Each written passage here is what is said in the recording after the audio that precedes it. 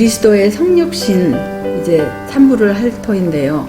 왜 이 말씀이 이렇게 우리들에게 중요할까요?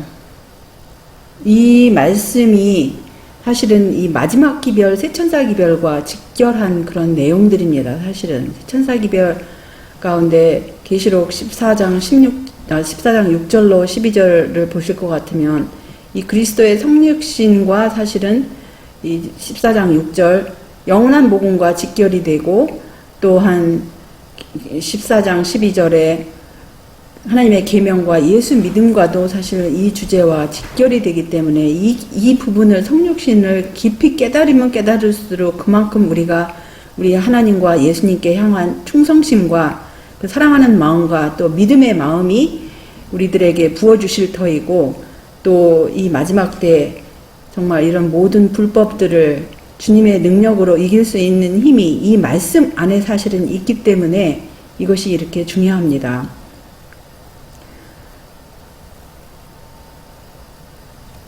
이런 말씀이 있어요. 그리스도 안에는 아버지의 모든 영광이 집약되어 있다.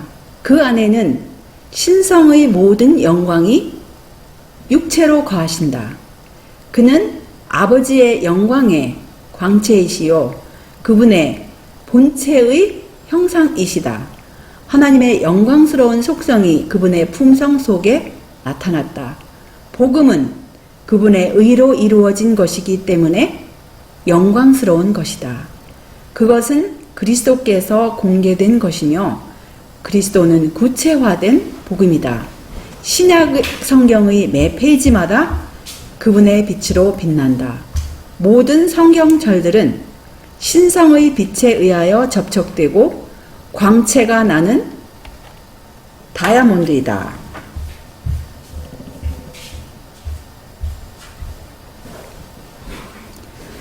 고린도후서 5장 19절의 말씀을 보시면, 이는 하나님께서 그리스도 안에 계시사 세상을 자기와 화목하게 하시며 저희 죄를 저희에게 돌리지 아니하시고 화목하게 하는 말씀을 우리에게 부탁하셨느니라. 그래서 하나님께서 예수님 안에 계시사 세상과 죄 지은 세상과 화목하게 하셨다고 그랬어요. 근데 어떻게 하셨냐면 하나님께서 인간의 모습으로 그리스도 안에 계셨다. 그리고 인간을 포위하고 있는 모든 시험을 참고 견디셨다. 그는 우리를 위하여 슬픈 인성의 고난과 시련에 참여하셨다. 물론 이 말씀을 보시면은 자칫 오해할 수 있는 그런 소질이 있지만, 사실은 이 말씀의 여러 의미가 하나님과, 이게 예수님께서 말씀하시기를 요한복음 10장 30절에서 아버지와 나는 하나라고 하셨잖아요.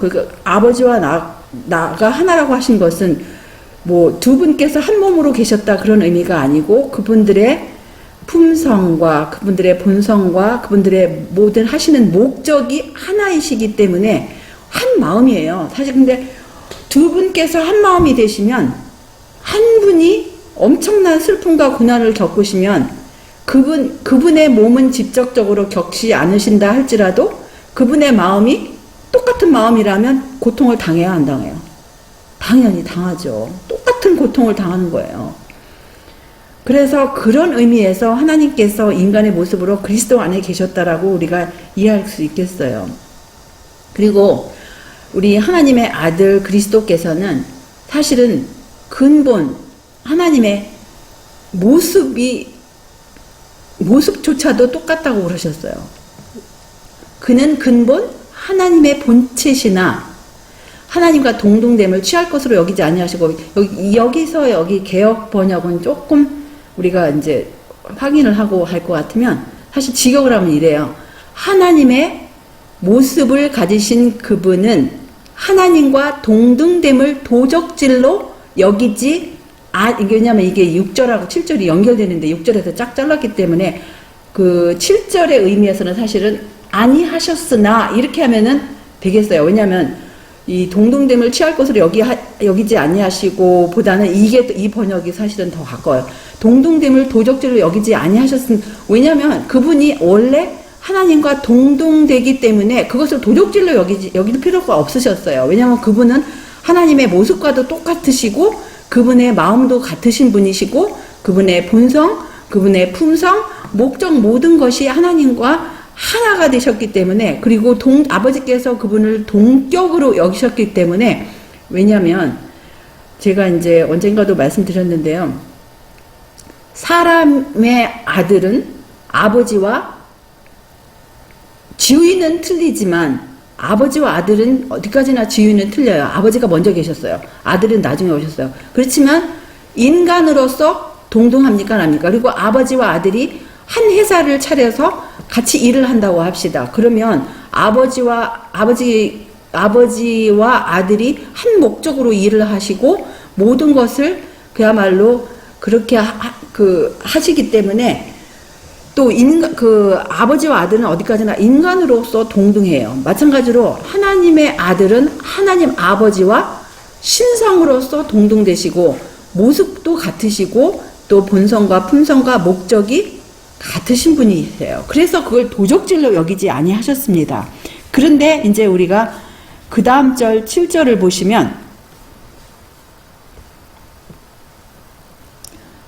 오히려 자기를 비어 종의 형체를 가져 사람들과 같이 되었다고 이렇게 말씀하셨어요.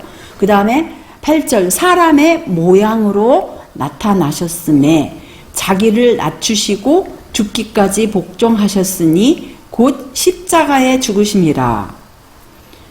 그래서 이것은 참으로 놀라운 신비라고 이제 말씀 가운데 여러 글 가운데 이것은 신비 중에 신비라는 말씀들이 있어요. 만약 신성이 인성과 조화되지 않았더라면 그리스도께서 타락한 인간을 구원하시는 그의 지상 봉사 기간 동안에 아무것도 하실 수가 없었을 것이다. 한계가 있는 인간의 능력으로는 이 놀라운 신비, 곧 두 속성, 신성과 인성의 조화를 명백히 정의 내릴 수가 없다. 그것을 결코 설명할 수가 없다. 인간은 경탄하고 침묵할 수밖에 없다.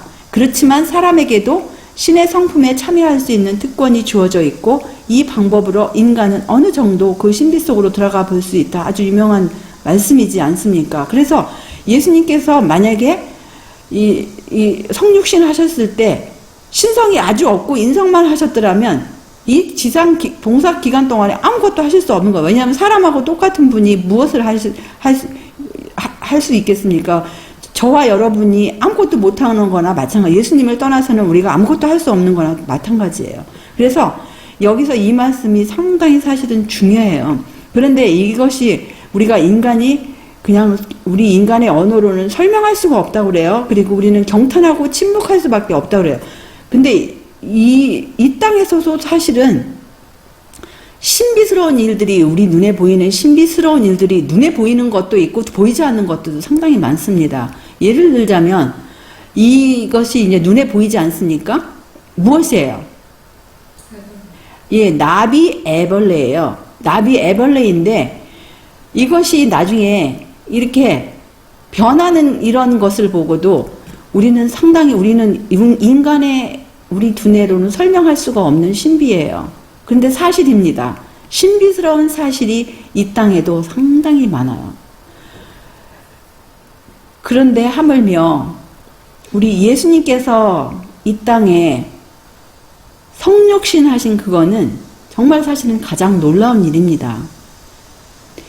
연구해 볼 만한 깊은 문제를 원할 때 하늘이나 땅에서 일어난 일 중에서 가장 놀라운 일, 곧 하나님 아들의 성육신에 우리 마음을 집중시켜 보도록 해야 한다.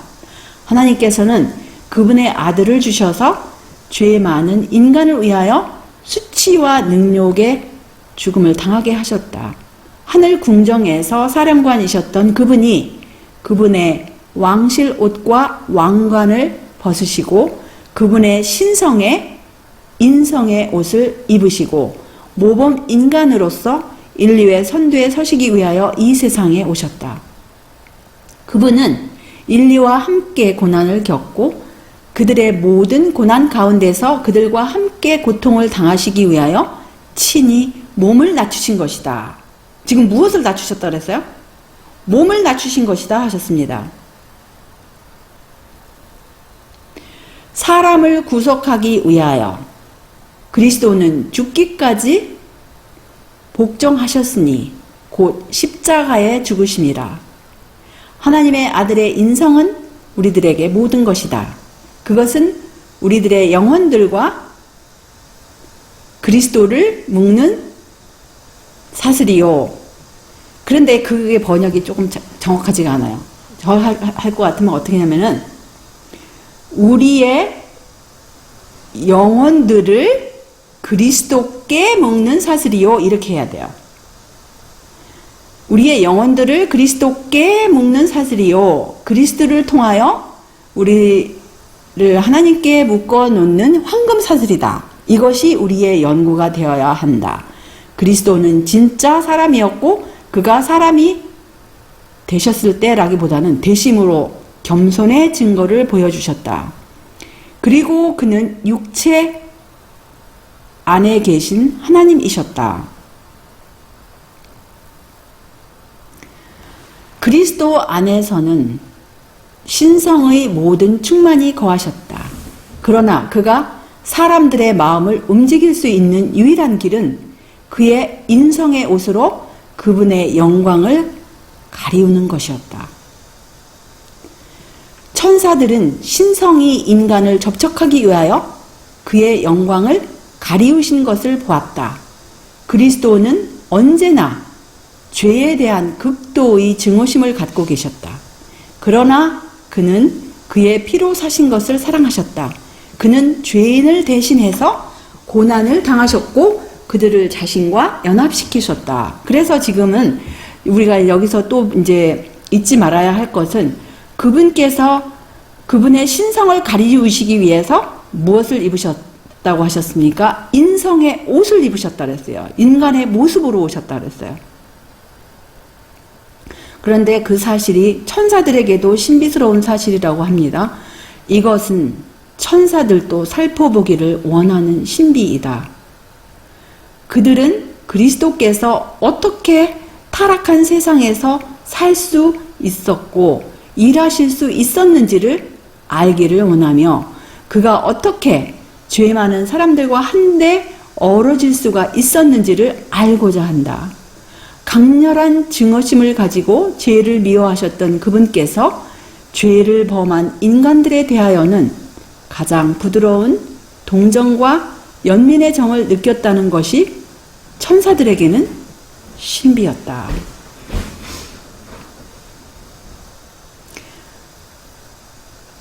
하나님의 아들이 그의 발걸음마다 수치와 부끄러움이 따를 것을 아셨지만 그 계획에 착수하신 것은 정죄를 받아 신음하는 세상 죄를 속하기 위해서는 그의 몸을 낮추셔야 한다는 것을 아셨기 때문이었다. 이 얼마나 크신 겸손인가. 그것은 천사들의 경의를 자아내었다. 혀로서 그것을 어찌 다 묘사할 수 있으며 상상력이 어찌 거기에 미칠 수 있겠는가. 영원하신 말씀이 육신이 되기를 제안하시고 동의하시다니 하나님이 사람이 되시다니 이 얼마나 놀라운 겸손인가.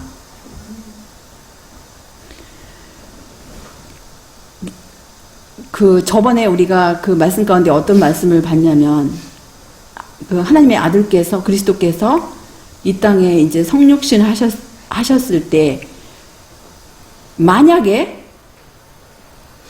하실 수 있다면 만약에 아담과 하와가 타락하기 전에 그 완전한 그 타락하지 않은 그런 거룩한 사람의 몸과 마음을 취하시는 것도 그분에게는 거의 무한정의 굴욕이라는 그런 말씀 기억하시죠? 그런데 여기서는 4000년이 지난 그런 이후에 이렇게 타락한 인간의 몸을 취하시고 또 인간의 연약한 기억력이라든가 이런 모든 연약한 것을 취하셨습니다. 그리스도는 그의 신성을 인성과 교환하지 않으셨고 그의 신성 위에다 인성을 옷 입으셨다.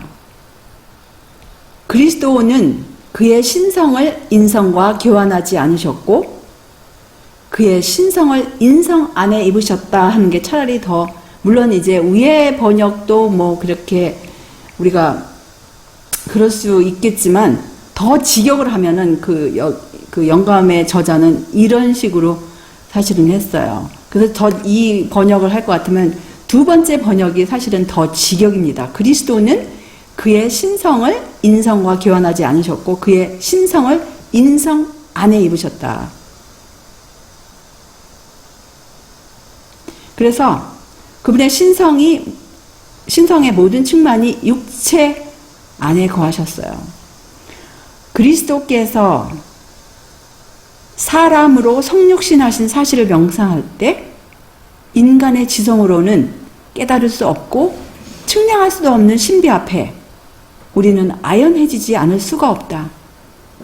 우리가 그것을 더욱 많이 생각하면 할수록 그것은 더욱 놀라운 모습으로 다가온다. 그리스도의 신성과 베들레헴의 구유 안에 무력한 갓난아기, 그 두 사실 사이에 놓인 간격은 참으로 얼마나 큰 대조를 이루고 있는가. 능하신 하나님과 무력한 아이 사이에 놓인 그 멀고 먼 간격을 우리가 어떻게 알 수 있겠는가. 그러나 세계들의 창조주시여 신성의 모든 충만이 육체로 거하시는 그분이 구유에 누인 무력한 아기로 나타나셨다. 어떤 천사들보다도 훨씬 뛰어나시고 존귀와 영광에 있어서 아버지와 동등이신 그분이 인성의 옷을 입으시다니, 신성과 인성이 신비롭게 연합되어 사람과 하나님이 하나가 되셨다. 이 연합 속에서 우리 타락한 인류는 소망을 발견한다. 우리가 인성을 쓰신 예수를 바라볼 때 그 속에서 하나님을 뵙고 영광의 광채와 그 본체의 형상을 본다. 그런데 그분 안에는 영원한 생명이 있다고 하셨어요. 그 안에 생명이 있으니 이 생명은 사람들의 빛이라. 여기에 명시된 생명은 육의 생명이 아니라 유독 하나님만 갖고 계신 생명, 곧 영원한 생명이다. 그분 안에 있는 생명은 빌려오거나 다른 근원에서 가져온 생명이 아닌 본래의 생명이다. 이 생명은 인간 속에 고유하게 지니고 있는 생명이 아니다. 인간은 오직 그리스도를 통해서만 그 생명을 가질 수가 있다. 인간은 이 생명을 노력해서 돈 벌듯이 벌 수 있는 것이 아니요 그리스도를 개인의 구주로 믿으면 거저 주시는 선물로서 주시는 것이다. 영생은 곧 유일하신 참 하나님과 그의 보내신 자 예수 그리스도를 아는 것입니다. 이것은 세상을 위하여 열려있는 생명의 셈이다 라고 이렇게 말씀하셨어요.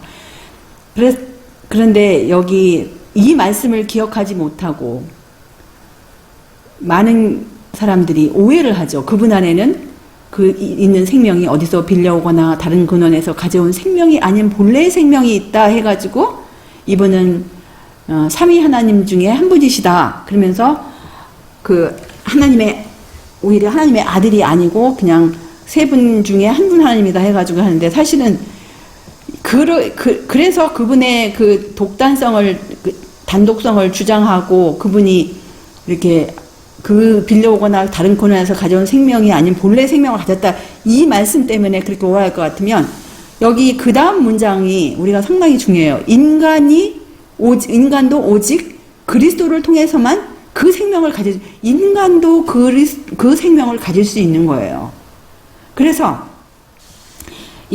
하다못해 인간도, 타락한 인간도 예수님을 개인의 구주로 모셨을 때 모든 죄를 용서받을 뿐, 그러니까 우리가 그분의 영을 계속해서 받아들였을 때 우리를 회개케 하시고 또 모든 죄를 씻어주실 뿐만 아니라 그분의 의를 입혀주셔서 우리에게 이제 용서함을 받고 우리를 정말 주님의 자녀로 입양하셨을 그런 모든 그런 것을 통해서 볼 때 인간도 그리스도를 통해서 그 영원한 생명을 이렇게 소유할 수가 있는데 당연히 그 하나님의 아들 되신 그 그리스도께서 그 생명을 가진 것은 너무나 당연하죠. 그래서 사실은 이 말씀은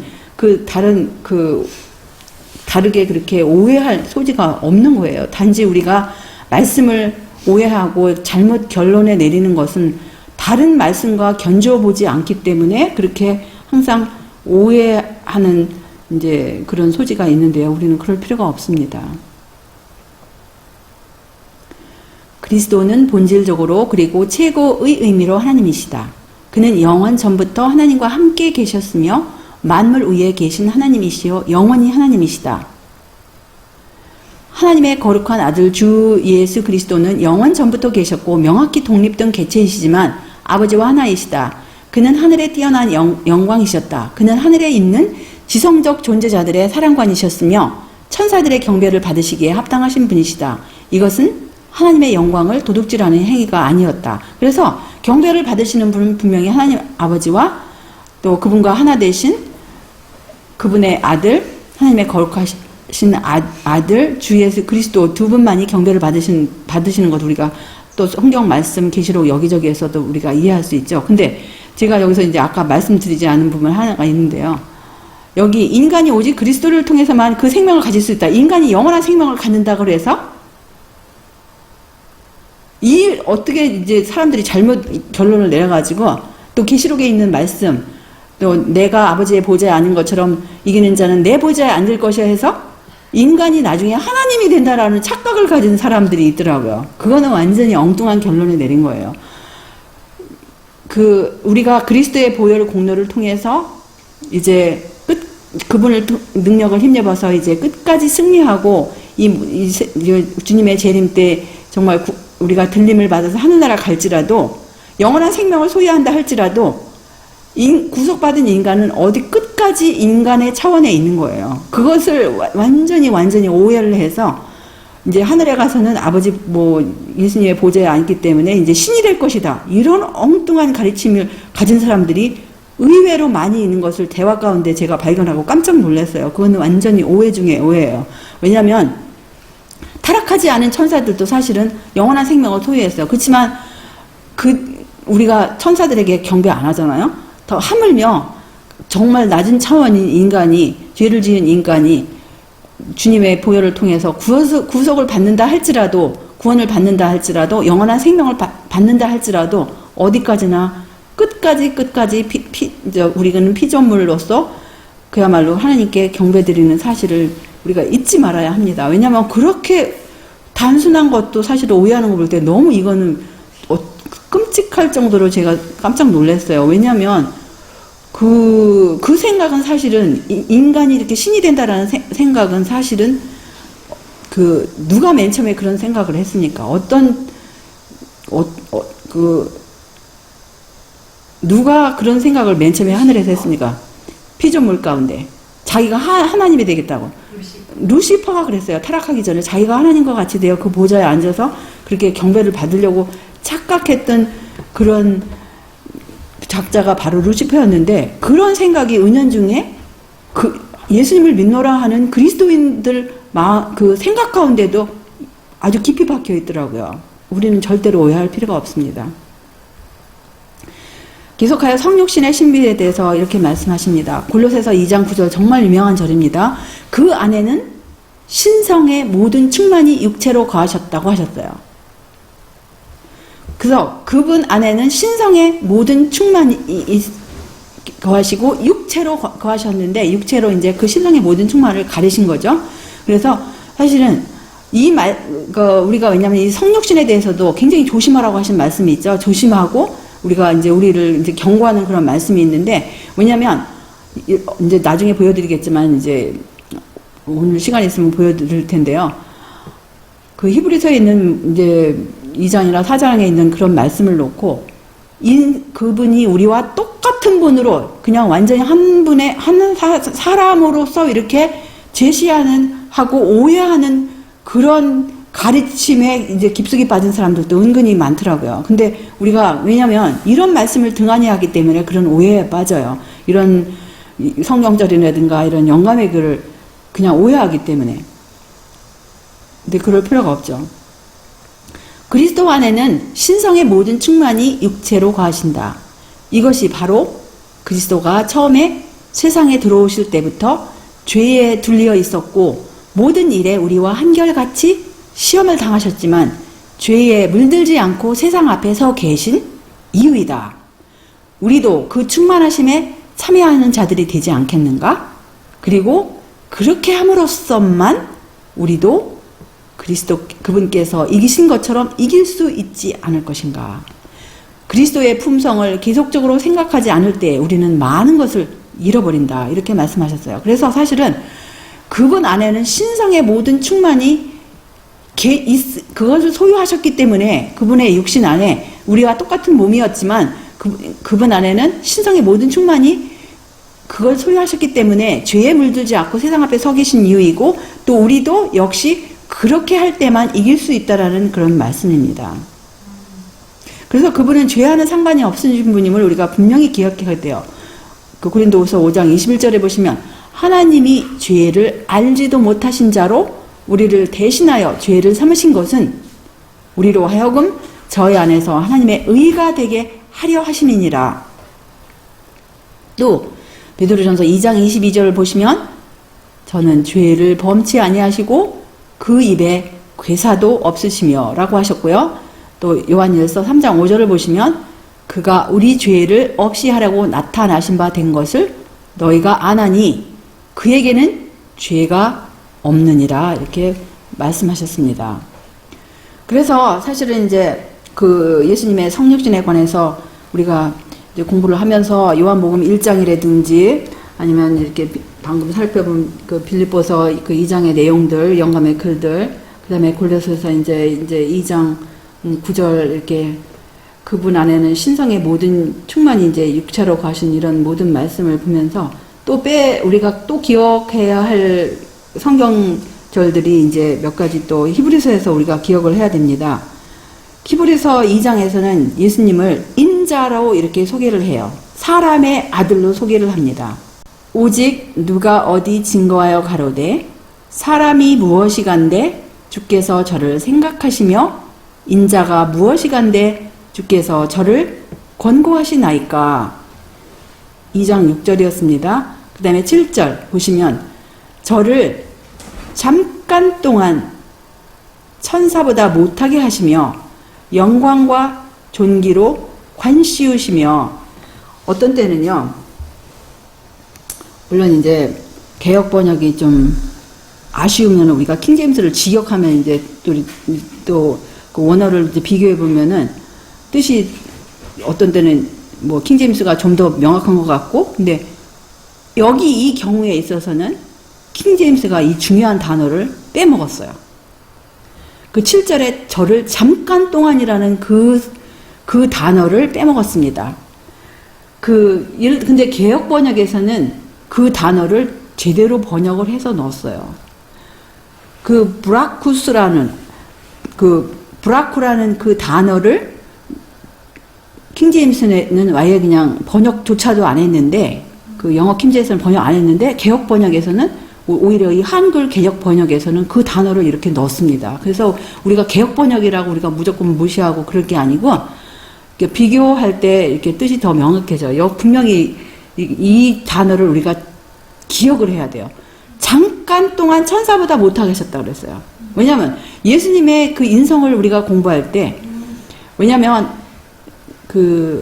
나중에 이제 보시겠지만은 시대의 소망이라는 이런 거 보면은 예수님께서 하늘로 가셨을 때 영원히 인성을 보유하신 것처럼 이런 말씀들이 있어요, 사실은.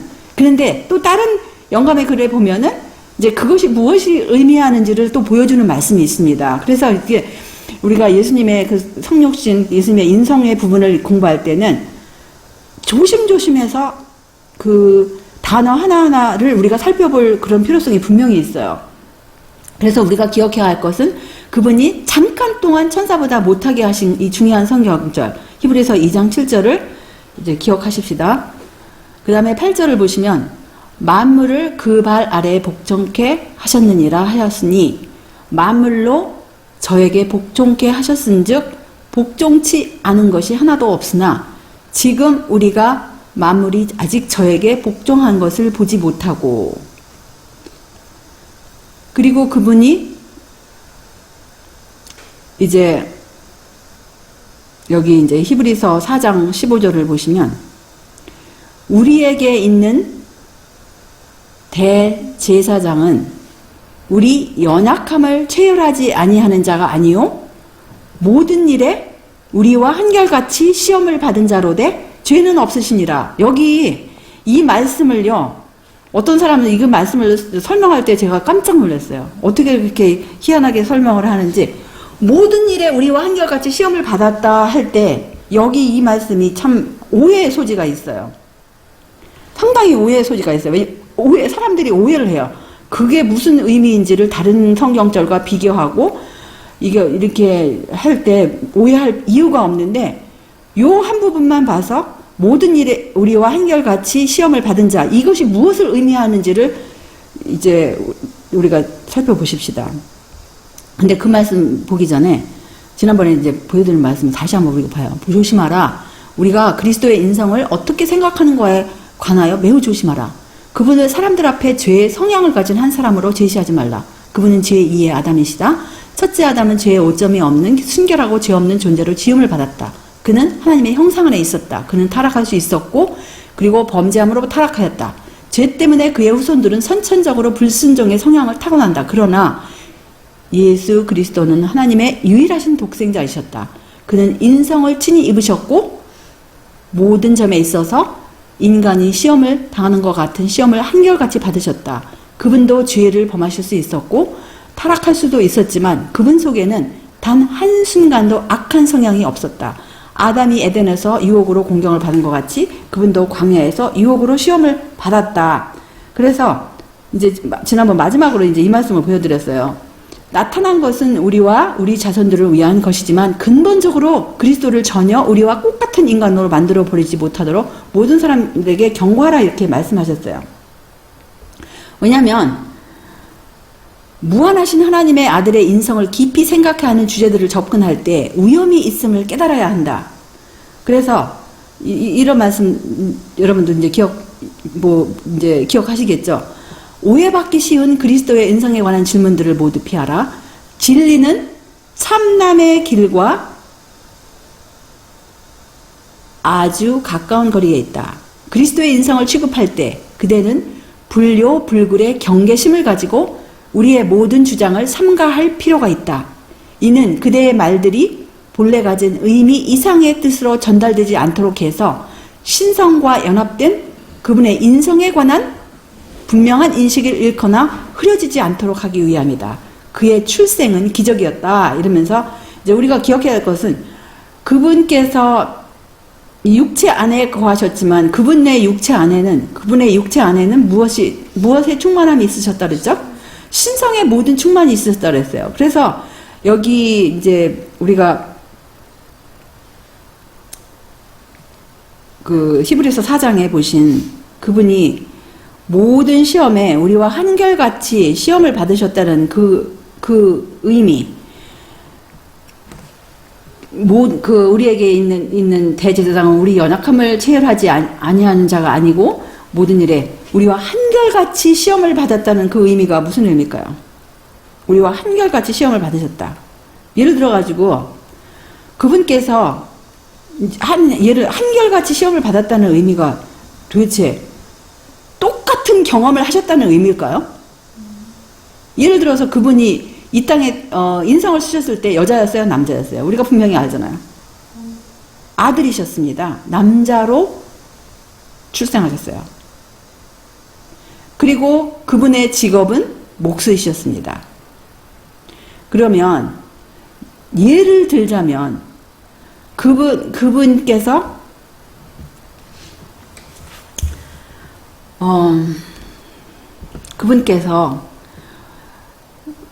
우리와 한결같이 시험을 당하셨다. 모든 시험을 그러면 예를 들자면 그분께서 당하신 시험이 만약에 똑같은 경험이라 했다. 똑같은 유혹이 있었다. 예를 들어가지고 그분이 이 땅에 계시는 동안에 마약 중독자가 이제 핑계할 수 있는 건 예수님도 뭐 마약을 막 피고 싶었다. 아니면 예수님이 한결같이 뭐 예를 들어가지고 여자 같은 경험일 것 같으면 여자들이 만약에 이제 출산을 할 때 그 출산의 고통에 대해서 상당한 고통이라고 하잖아요. 그럼 예수님께서 그 출산의 고통에 직접 참여하셨습니까? 똑같은 경험은 아니지만 왜 그런 말씀이 있을까요? 어디서 그것을 능가할 수 있는 모든 시험을 다 당하셨습니까? 마귀가 예수님을 시험하러 왔을 때 마태복음 4장에 보시면 그 마귀에게 시험을 받으러 성령의 인도함을 받아서 그 광야로 가셨고 또 이제 40일 동안 예수님께서 그 모든 시험을 그 40일간의 그런 시험을 다 견디셨을 때 이제 40일의 금식이 끝났을 때 누가 왔습니까? 시험하는 자가 나타났어요. 시험하는 자가 나타나서 그 모든 시험 가운데 사실은 인간이 가장 절박한 순간이 어떤 순간입니까? 여러분들 마약 중독자가 마약할 수 있는 거는 아직도 배가 불러서 마약하는 거예요. 정말 배가 고플 것 같으면 이 세상에 만약에 너가 지금 마약을 살래? 음식을 살래? 물론 이제 완전히 망가지면 마약 살 수도 있겠지만 정말 가장 사람이 가장 40일 동안 굶겨놓으면 그 인간이 가장 필요한 것은 이 세상에 보이는 게 하나도 없을 것입니다. 단지 그냥 내가 음식만 먹고 내가 생명이 좀 이 죽음의 절벽에 붙어있는 이 생명 이것보다 더 큰 시험은 사실은 없어요. 40일 동안 금식하시고 그 음식이 바로 우리 눈앞에서 이렇게 보이면서 이것을 네가 만약에 하나님의 아들이라면 이 돌덩이가 그야말로 떡이 되게 하라고.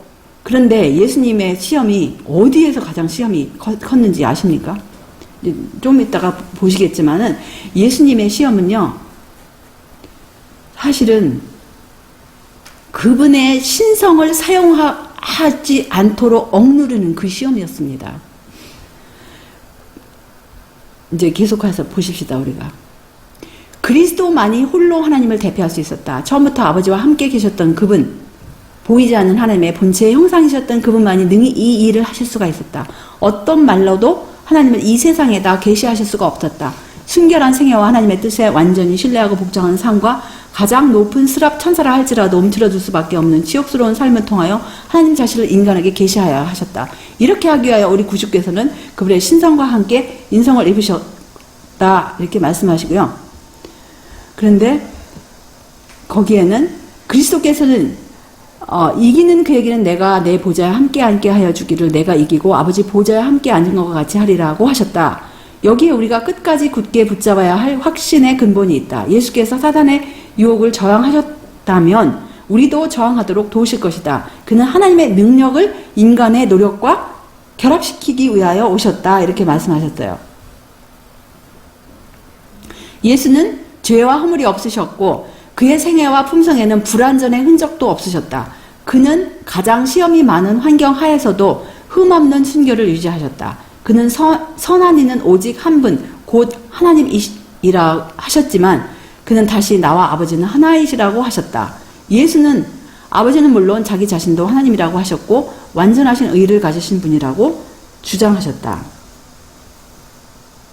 그리스도의 승리와 순종은 인간으로서의 승리와 순종이다. 우리 주의 인성에 대한 우리들의 그릇된 견해 때문에 우리들의 결론에는 잘못이 많다. 인간이 사단과 싸울 때 입을 수 없는 능력을 그분의 인성에다 적용시킬 때 우리는 그분이 완전한 인간이었다는 진리를 파괴하는 것이다. 그리스도께서는 믿음으로 그분을 받아들이는 모든 사람에게 그분의 입혀주시는 은혜와 능력을 주신다. 아버지께 대한 그리스도의 순종과 꽃같은 순종을 우리 사람들에게 요구하신다. 인간은 하나님의 능력과 연합하지 않고는 사단의 시험을 결탄코 이길 수가 없다. 그것은 그리스도의 경우에 있어서도 마찬가지였고, 그분께서는 하나님의 능력을 붙잡았다. 그분께서 세상에 오셔서 우리들에게 보여준 순종은 어떤 한 낮은 하나님이 그보다 좀 더 높은 하나님께 드린 순종이 아니라 한 인간으로서 하나님의 거룩한 율법에 순종하신 것이었다. 이런 의미에서 그는 우리의 모본이시다. 이제 구세주로 오시고 또 모본으로 오셨죠. 주 예수께서 우리 세상에 오셔서 보여주신 것은 하나님께서 무엇을 하실 수 있느냐 하는 것이 아니라 모든 위급한 상황에서 도와주시는 하나님의 능력을 믿음으로 인간이 무엇을 할 수 있는지를 보여주기 위함이었다. 인간은 믿음으로 신의 성품에 참여하는 자가 될 수 있고, 그를 포위하고 있는 모든 시험을 이길 수가 있다. 근데 예수님께서 이런 말씀이 있어요. 생명의 왕자께서 인성과 함께 신성을 입으신 채로 인간의 구원을 위하여 착수한 구속의 계획을 수행한다는 것은 어려운 일이었다. 그분은 하늘 궁정에서 존경을 받으셨고 절대적인 힘을 익히 알고 계셨다. 그런 분이 인간의 수평을 지키는 것은 마치 타락한 본성을 가진 낮은 수준의 인간이 향상되어서 신의 성품에 참여하는 만큼이나 어려운 일이었다. 그래서 광야에서 사단이 예수님을 시험할 때 네가 만약에 하나님의 아들이거든 이 돌덩이가 떡덩이가 되게 하라. 하나님의 아들이거든. 그래서 지금 마귀가 계속 예수님을 부추기는 것은 넘어뜨리려고 지금 걸고 넘어지는 것은 신성을 지금 사용하라는 거예요. 네가 지금 신성을 사용해서 지금 이 돌덩이가 떡덩이가 되게 얼마든지 할 수 있지 않느냐. 한번 사용해봐라. 근데 그것을 억누르는 것이 사실은 가장 예수님께는 힘드신 일이었다는 말씀입니다. 이 말씀을 보시면. 여기서 예수님은 그 하늘 궁정에서 존경받으셨을 뿐만 아니라 그 절대적인 힘을 아주 그 몸에 밴 것처럼 익히 아시는 분이에요. 근데 그분이 인성을 쓰셨기 때문에 인간의 그 수준을 지키는 거예요. 지금 인간의 수준을 지키고 인간의 그 편에서 그것을 지금 그 예수님의 신성을 지금 사용하지 않는 일이 가장 지금 힘든 일이었어요. 지금 이걸 보시면은 이제 이런 도표를 제가 한번 그려봤는데요. 예수님께서는 이 땅에 성육신 하시기 전에 완전한 신성이었어요. 그렇죠? 이 땅에 베들레헴에서 태어나시기 전 예수님의 존재와 신분은 완전한 신성을 소유하신 하나님과 동등이신 그런 하나님의 아들이셨습니다. 그런데 이제 이 땅에 성육신 하셨을 때 신성이 인성 안에 감추어졌어요. 그렇죠? 그런데 사람이 거듭나기 전에 그 타락한 인성이 이렇게 타락한 인성은 정말 신성을 받지 않은 인성이 바닥에 있다고 합시다. 빨간 글씨로. 근데 이제 사람이 거듭났을 때에는 인성과 신성, 그러니까 신성을 힘입고 예수님을 개인의 구주로 받아들였을 때 사람이 거듭나는 거예요. 그래서 예수님께서 성육하신 그런 상태는 사람이 거듭났을 때의 상태와 같은 그런 수준이에요. 그런데 사람이 거듭났을 때나 예수님이 성육신 하셨을 때나 타락할 수 있어요, 없어요? 당연히 타락할 수 있는 소지가 충분히 있습니다. 그런데 사람에게 힘든 것은 무엇입니까? 지금 이 타락한 지점에서 이 신성으로 끌어올림을 받는 것이 지금 거듭나는 것이 쉬운 일이에요? 엄청나게 사실은 이게 인간이 매 순간순간마다 예수님께 굴복하고 자기 자신이 죽어버리고 없어지고 자기의 모든 그야말로 빗나간 욕망과 빗나간 생각 이런 모든 감정 이런 것들을 굴복하고 예수님의 신성을 부여잡는 것이 사실은 예수님께서 성육신하셔서 신성을 사용하지 않아야 하는 그 시험하고 사실은 똑같아 이거예요. 그래서 예수님께서의 시험은 사실은 신성을 사용하지 않는 것이고, 우리 만약에 거듭난 사람이 거듭남을 유지해야 되는 것은 신성을 계속 붙들어야 하는 것입니다. 우리 인성을 사용하지 않고 예수님의 신성을 계속해서 붙들어요. 이것이 바로 이게 이 인간에게 어려운 그 타락한 본성을 가진 인간이 향상돼서 신의 성품에 참여하는 것이 어려운 것처럼, 예수님은 그분의 신성을 사용하지 않고 인간의 수평을 지키는 것이 그렇게 힘든 일이었어요.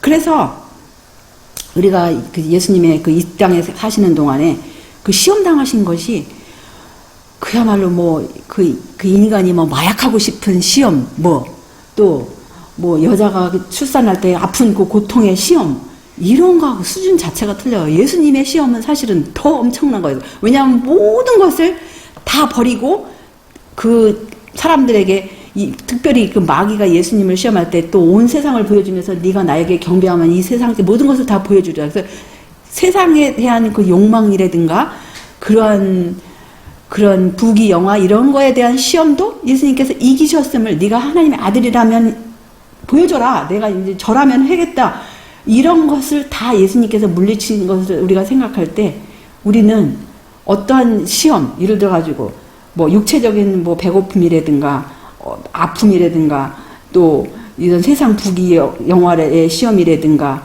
또 네가 이 꼭대기에서 하나님의 아들이라면 내려서 너가 이 성전 꼭대기에서 내려서 이 천사들이 받을 테니까 네가 한번 뛰어내려 봐라, 이런 모든 그런 시험거리들, 그런 모든 것이 다 포함된 거예요. 예수님께서 광야에서 받으신 모든 시험은 그분께서 인간의 어떠한 인간이 무슨 경황에 닥친다 할지라도, 여자의 어려운 일, 남자의 어려운 일, 어린아이의 힘든 일, 하다못해 고아라든지 또 아니면 어떠한 힘든 상황에 있는 인간의 어떠한 처지라 할지라도 예수님께서 받으신 그런 모든 시험이 다 포함한다 이거예요. 우리가 그것을 분명히 기억해야 합니다. 왜냐하면 예수님께서는 그분의 신성을 언제라도 사용하실 수 있는 그러한 능력이 있으셨기 때문에, 있으셨음에도 불구하고 그것을 억누르셨다라는 말씀이 여기에 보시면은 이제 이런 말씀이 있어요. 그리스도께서는 위험에 처했을 때 위험에서 자신을 구해내고 흑암의 왕자의 권세를 누르고 승리하기 위하여 그분의 신성의 능력을 사용하고자 하는 무엇을 누르기 위해서? 경향성을 누르기 위하여 그분의 모든 힘을 다해야 하는 극한 시련을 당하셨다. 그래서 우리 인간은 어떤 경향이 있습니까? 죄로 기울어지는 경향이 모든 인간에게, 거듭나지 않은 인간들에게 다 있어요. 거듭나지 않은 사람에게 죄로 자꾸 기울어집니다. 자기가 물려받은 죄로 기울어지는 경향, 아니면 자기가 계속 개발한 그런 것들, 개발하고 아니면 물려받은, 각 사람마다 틀려요. 그런 경향들이. 어떤 사람은 이런 경향, 어떤 사람은 저런 경향이 있어요. 그런데 우리는 그런 경향을 억누르기 위하여 계속 예수님의 신성을 붙잡아야 하는데, 예수님은 그 흑암의 왕자가 시험을 할 때 자기 자신을 구원하고자 신성의 능력을 얼마든지 사용하셨는데, 그것을 억누르기 위해서 아주 극한 시험을 당했다고 그랬어요. 그게 예수님이 당한 시련입니다.